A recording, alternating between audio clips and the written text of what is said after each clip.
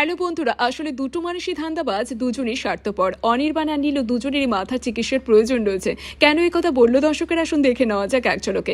জি বাংলার অত্যন্ত জনপ্রিয় ধারাবাহিক তথা চর্চিত ধারাবাহিক হলো এই মিঠি জোড়া। আর এই ধারাবাহিকের গল্প বুনছিল তিন বোনের জীবনকে কেন্দ্র করে। অথচ অদ্ভুত রকমভাবে গল্পে তিন বোনের চরিত্র তিন ধরনেরই দেখানো হয়েছে। বড় বোন, যে কিনা পরিবারের জন্য হাসতে হাসতে নিজের ভালোবাসাকে ত্যাগ করে দিতে পারে। ছোট বোন তো অন্যায়কে কখনো সমর্থনই করে না। মেজো বোন নীলু, সে তো এই দুই বোনের মতো একেবারেই নয়, সে স্বার্থপর এবং লোভী। নিজের স্বার্থের বাইরে গিয়ে সে কিছুই ভাবতে পারে না।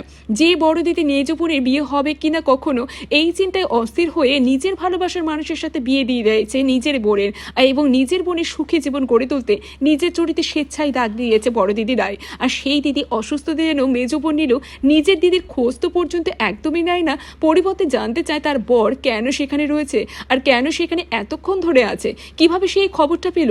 নীলু চরিত্রে এই সন্দেহবাতিক বিষয়টা বুঝতে পেরে গেছে সূর্য, তাই তো অনেক কথা শুনিয়ে দিয়েছে সূর্য নীলুকে। আর এর পরে কিন্তু চরিত্রটা কিন্তু দেখিয়েছে একটুকু শুদ্ধ হয়নি নীলু চরিত্রটি। সে প্রত্যেকটা মুহূর্তে নিজের বরের সাথে ছলাকলা করে চলেছে। কেন? তাকে ভালোবেসে নিজের কাছে ধরে রাখবার জন্য নয়, বরং নিজে একটা সুন্দর এবং বিলাসবহুল জীবন উপভোগ করবে বলে কিন্তু সে সূর্যকে ছাড়তে চাইছে না। সে তার বাপের বাড়ির মতো মধ্যবিত্ত জীবনযাত্রায় ফিরে যেতে চায় না।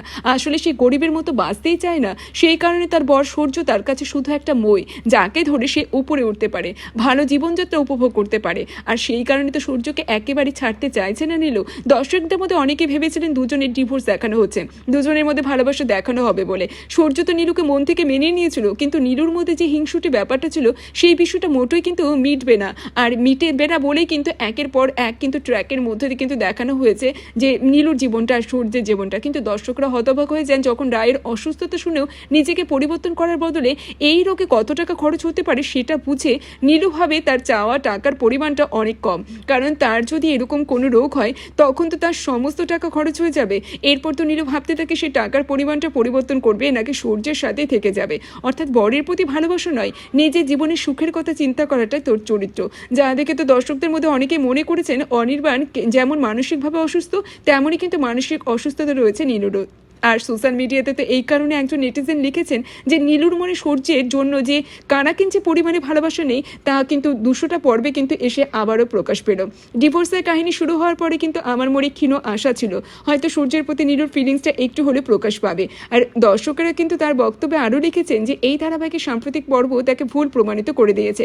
ওই দর্শকের কথাই কিন্তু আমাকে ভুল প্রমাণ করে রায়ের অসুখটা দেখে নীলু ভাবছে 1.5 কোটি টাকা চাওয়াটা কিন্তু কম হয়ে গেল কিনা। অনির্বাণের পাশাপাশি নীলুরও কিন্তু মানসিক চিকিৎসা করবার প্রয়োজন রয়েছে। ওর মানসিক স্থিরতা আসা অত্যন্ত জরুরি রয়েছে, তাহলে নিজে শান্তিতে থাকবে না আর অন্যকেও শান্তিতে থাকতে দেবে না।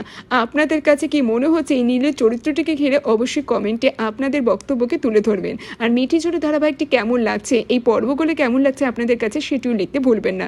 মিঠি জোড়া ধারাবাহিকের আপডেট জানতে হলে অবশ্যই আমাদের চ্যানেলটির সাথে এইভাবে জুড়ে থাকুন, পাশে থাকুন। ধন্যবাদ।